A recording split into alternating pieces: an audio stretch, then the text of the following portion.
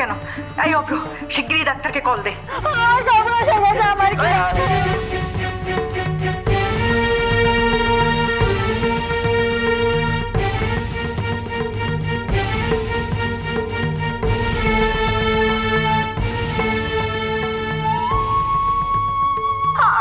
আমি আর আলাদা করে কি বলবো? আমার সর্বনাশ হয়ে গেল। আপনারা সবাই নিজের চোখেই দেখুন, এই দেখুন, দেখুন সব ফাঁকা, দেখুন।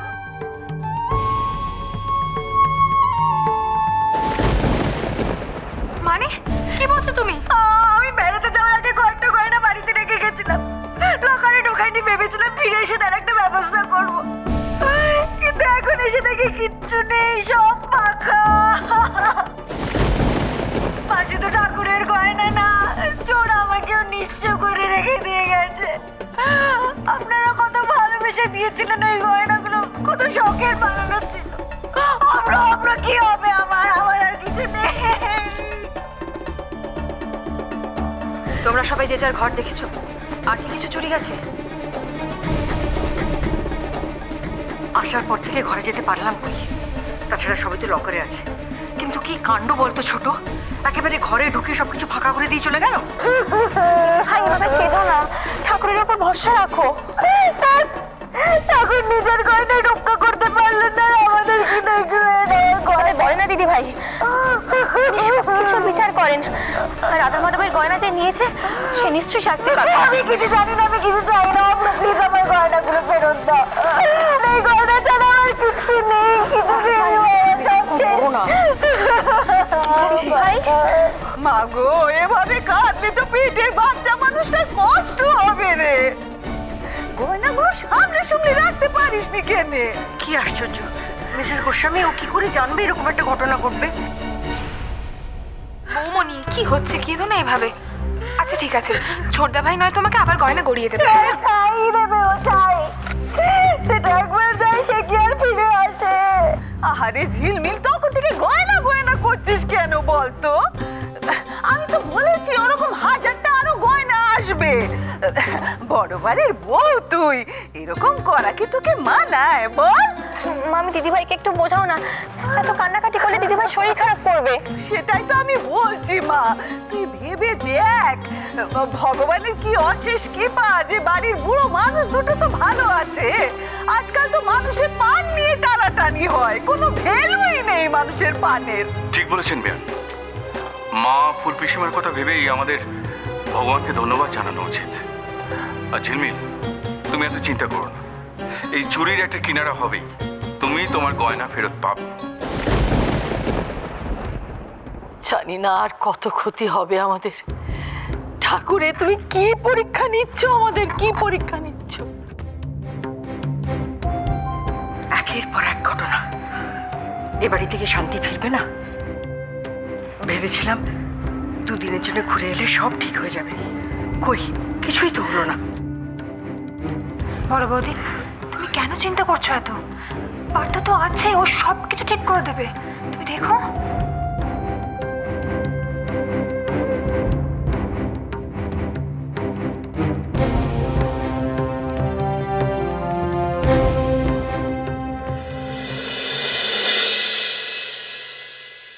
কি ব্যবস্থা করবে আমি জানি না, আমি কালকেই টাকা পাঠিয়ে দেবো। হ্যাঁ, 2 দিন দেরি হবে।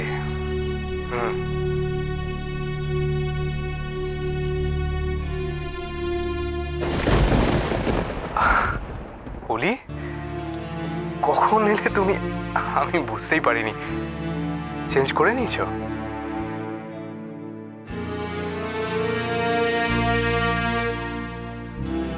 কার সাথে কথা বলছিলে? মুন্নি? মুন্নির সাথে কথা বলছিলাম, হঠাৎ করে এটা মনে হলো কেন তোমার? না এমনি, আসলে ওরা দুজন শুধু বাড়িতে আছে তো। অলি, তুমি অকারণে টেনশন নিচ্ছ। দেখো, তোমার আর আমার মধ্যে কেউ কোনোদিনও আসতে পারবে না, অন্তত আমার দিক থেকে। অরূপ, আমি সেভাবে কিছু।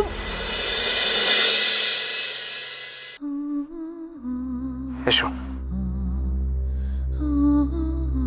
বসো এখানে।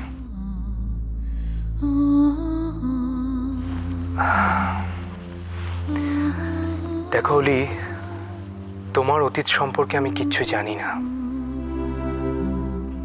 কোনোদিনও জানতে চাইও নি,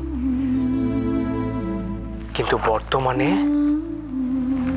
তোমার জীবনে শুধু একটাই নাম থাকবে, সেটা আমার। কি জানো তো, আমি টাকা পয়সা গাড়ি বাড়ি সবকিছু শেয়ার করে নিতে পারবো, কিন্তু ভালোবাসা শেয়ার করতে পারবো না। কারোর সাথেই না, কখনো না। এ ব্যাপারে তুমি আমাকে স্বার্থপর বলতেই পারো।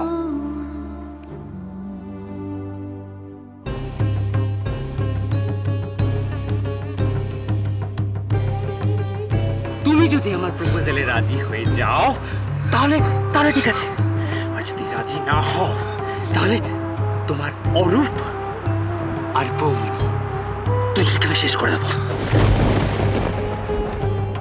আমি কথা দিচ্ছি, কলকাতায় গিয়ে আমি তোমার সাথে দেখা করব। কি হলো অলি, চমকে উঠলে কেন? না, কিছু না।